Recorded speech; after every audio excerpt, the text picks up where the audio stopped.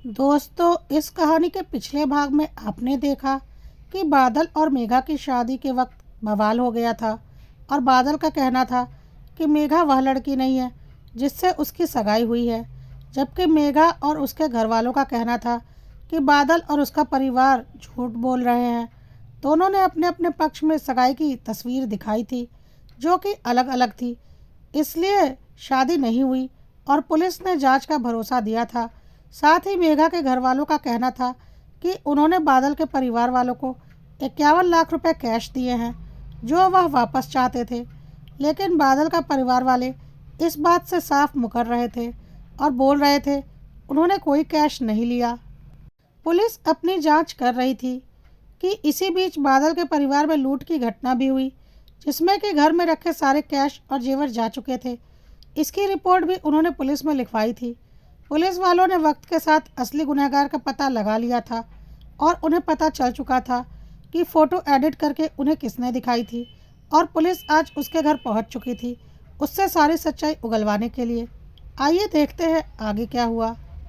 Police Megha के घर के आगे खड़ी थी, क्योंकि पुलिस वालों को पता चल चुका था कि एडिटेड फ़ोटो मेघा के परिवार वालों ने ही दिखाई थी। बादल का परिवार सच बोल रहा था। बादल की सगाई मेघा से नहीं हुई थी, बल्कि किसी और लड़की से हुई थी। लेकिन ऐसा क्यों हुआ था, अब यही पता करना था। लेकिन मेघा के घर में ताला लगा हुआ था। आस पड़ोस से पूछने पर पता चला कि वह लोग तो बदनामी की वजह से कल ही यह घर छोड़कर जा चुके हैं। सुनकर पुलिस वाले हैरान हो गए। मेघा के परिवार के हर सदस्य का मोबाइल स्विच ऑफ आ रहा था। पास पड़ोस से पता करने पर पता चला कि यह घर किराए का था और 2 साल पहले ही वह लोग यहाँ रहने के लिए आए थे। कहीं से भी कुछ सुराग नहीं मिल रहा था। मेघा के पापा क्या काम करते थे, उसका भाई क्या काम करता था, किसी को कुछ पता नहीं था। सारे पड़ोसियों का कहना था उन्होंने कभी खुलकर कुछ बताया ही नहीं। उनके नाते रिश्तेदारों के बारे में भी कोई जानकारी नहीं थी किसी को। अब पुलिस वालों को समझ में आ चुका था कि मेघा का परिवार एक फ्रॉड परिवार था, जो कि शायद ऐसे ही लोगों को उल्लू बनाकर पैसे कमाता होगा। लेकिन उन्होंने फिर लड़की क्यों बदली? आखिर पूरी कहानी क्या है, या तो वही लोग बता सकते थे, पर कहीं से कोई सुराग मिल ही नहीं रहा था। मकान मालिक से पता करने पर उसने जो डॉक्यूमेंट पुलिस वालों को दिखाए वह भी फर्जी निकले। सब कुछ फर्जी कागज़ों पर हुआ था। पुलिस वालों के पास अब एक आखिरी चारा यही बचा था कि घर को अच्छी तरह से खोजा जाए। जरूर कोई ना कोई सुराग घर के अंदर ही मिलेगा। और घर का ताला तोड़ा गया। घर पूरी तरह से बिखरा हुआ था। शायद जल्दी जल्दी में अपना कुछ ज़रूरी सामान लेकर वह सब वहाँ से भागे थे। पूरे घर को अच्छी तरह से खोजा जा रहा था कि ऐसा कुछ सुराग हाथ लग जाए कि वह लोग पकड़ में आ जाएं। उधर बादल के घर वाले भी वहाँ आ चुके थे और बोल रहे थे हम तो पहले ही कह रहे थे, हमने कुछ भी गलत नहीं किया, बल्कि हमारे साथ गलत हो रहा है और हमारे घर में लूट भी हुई है। आप इन लोगों को आराम से ढूंढते रहिएगा, पहले हमारे घर के लुटेरों के बारे में भी आप पता कीजिए। पुलिस वालों ने बोला उसकी भी जांच चल रही है, लुटेरे भी जल्दी पकड़ में आ जाएंगे। घर में ढूंढते ढूंढते पुलिस वालों को एक बड़े से लोहे के बक्से से कुछ आवाज़ आई, जैसे बक्से के अंदर कुछ हिला हो। अब पुलिस वाले हैरान हो गए और उन्होंने बक्से का ताला तोड़ा तो सबकी आंखें खुली की खुली रह गई। बक्से के अंदर एक लड़की को हाथ पैर बांधकर और मुंह पर कपड़ा बांधकर रखा गया था और वह लगभग बेहोश होने की स्थिति में थी। जल्दी से उस लड़की को बक्से के बाहर निकाला गया और उस लड़की को देखते ही बादल और उसके घर वाले हैरान हो गए, क्योंकि यही वह लड़की थी जिसके साथ बादल की सगाई हुई थी। और बादल जोर से बोला मेरी सगाई इसी लड़की के साथ हुई थी और इसका ही नाम हमें मेघा बताया गया था। इस पर उस लड़की ने बोला मेरा ही नाम मेघा है और मेरी ही सगाई आपके साथ हुई थी, और जिस लड़की को आपके साथ शादी करने के लिए भेजा गया था वह रिम्मी है, मेरी चचेरी बहन। पुलिस वाले हैरान थे कि यह सब कुछ क्या हो रहा है। खैर, उन्होंने मेघा को थोड़ा कंफर्टेबल होने का मौका दिया और थोड़ा शांत होने पर मेघा से सारी सच्चाई बताने को कहा। मेघा ने कहा मेरे माँ बाप बचपन में ही गुजर गए थे, मैं चाचा चाची के पास ही रही हूँ। मेरे पापा की सारी प्रॉपर्टी तो चाचा चाची ने हड़प ली, लेकिन मुझे कभी नहीं अपनाया। मुझे नौकर बनाकर अपने घर में रखा और मुझे हमेशा दूसरों से छुपा कर रखते थे, ताकि कभी कोई समझ ना पाए कि घर में एक और लड़की रहती है। अगर कभी किसी पास पड़ोसी की नज़र मुझ पर पड़ जाती तो वह उसे समझा देते कि मैं एक अनाथ लड़की हूँ और वह मुझे सहारा देने के लिए अपने घर में रखते हैं। चाचा चाची शुरू से ही फ्रॉड है और वह मुझे अपना फ्रॉड करने के लिए इस्तेमाल करते हैं। बचपन में मुझे दूसरों के घरों में झाड़ू पोछे के काम पर लगवा देते थे और फिर मौका पाकर मुझसे वहाँ चोरी करवाते थे और वक्त वक्त पर अपने घर बदलते रहते थे ताकि वह कभी पकड़ में ना आए। अपने बेटे बेटी को तो वह बहुत अच्छी परवरिश देते थे, लेकिन मेरी ज़िंदगी ख़राब करके रख दी। मेरे ही पापा के पैसों पर ऐश करते रहे और मुझे नौकर बनाकर रख दिया। साथ ही साथ मुझसे सारे गलत काम भी करवाए और इसलिए यह लोग एक जगह ज़्यादा दिनों तक नहीं रहते और कभी किसी को अपने बारे में ज़्यादा जानकारी भी नहीं देते। सुनकर पुलिस वाले हैरान थे और बोले, और जब उन्होंने तुम्हारी सगाई बादल से करवाई तो फिर शादी के लिए रिमी को क्यों आगे किया? मेघा ने बोला, यह लोग बहुत चालाक हैं। इसके पहले भी मेरी 2 जगह पर इन्होंने शादी करवाई थी और मुझे अच्छे से धमका दिया था कि मुझे ससुराल पहुंचकर तुरंत ही हाथ की सारी सफाई करके रातों रात निकल जाना है और यह लोग पहले से ही तैयार रहते थे। मैं वहां से सारा कैश और जेवर लेकर भाग आती थी और फिर यह लोग घर छोड़कर किसी नई जगह पर चले जाते थे। इनकी बात नहीं मानने का अंजाम था कि यह मेरी जान ले लेते। यह मुझे बहुत अच्छे से पता था और मैं डर के मारे उनकी सारी बात मानती थी। ससुराल पहुंचते ही सबसे पहला मौका मिलते ही मैं दूल्हे के चेहरे पर कुछ स्प्रे कर देती थी जिससे वह तुरंत बेहोश हो जाता था। फिर धीरे धीरे सारे घर वालों के चेहरे पर स्प्रे कर देती थी। किसी को मौका नहीं देती थी कुछ भी बोलने या करने का। वह इतना खतरनाक स्प्रे है कि व्यक्ति तुरंत बेहोश हो जाता है, वह भी 2-3 घंटों के लिए, जो कि मेरे लिए पर्याप्त होते थे। लेकिन जब बादल से मेरी सगाई हुई तो मैंने तय कर लिया कि अब मैं ऐसा कोई काम नहीं करूंगी।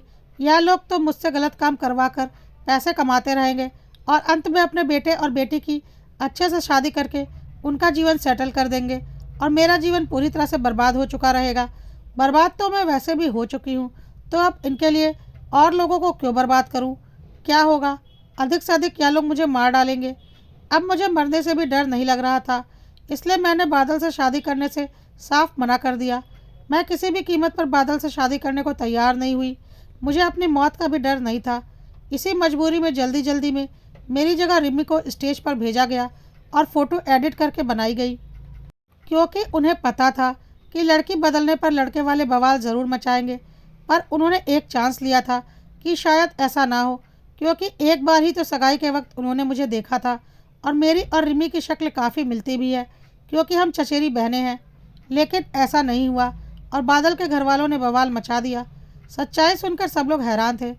मेघा ज़ोर ज़ोर से रो रही थी और बोल रही थी, मैंने जो कुछ भी किया है अपने चाचा चाची के दबाव में आकर किया है। मैं मजबूर थी। जो बात सब समझ रहे थे कि मेघा की कहीं एक एक बात सच है। पुलिस वालों ने एड़ी चोटी का जोर लगा दिया था रिमी और उसके परिवार वालों को पकड़ने के लिए, और जल्दी ही वह सब पुलिस की पकड़ में आ चुके थे। अब रिमी के घर वालों से पुलिस वालों ने अपने तरीके से पूछताछ शुरू की और उन्होंने जल्दी ही सारी सच्चाई उगल दी कि वह लोग मेघा के जरिए शादी करवा के लोगों को लूटते थे। लेकिन इस बार मेघा ने उनकी बात मानने से इनकार कर दिया, इसलिए यह सारी गड़बड़ी हो गई, क्योंकि रिमी को दुल्हन बनाकर स्टेज पर ले जाना पड़ा और इस बार वह लूट की घटना को अपने तरीके से अंजाम नहीं दे पाए। फिर उन्होंने दूसरा तरीका निकाला और झूठ बोला कि उन्होंने 51 लाख रुपए कैश दहेज में दिए हैं।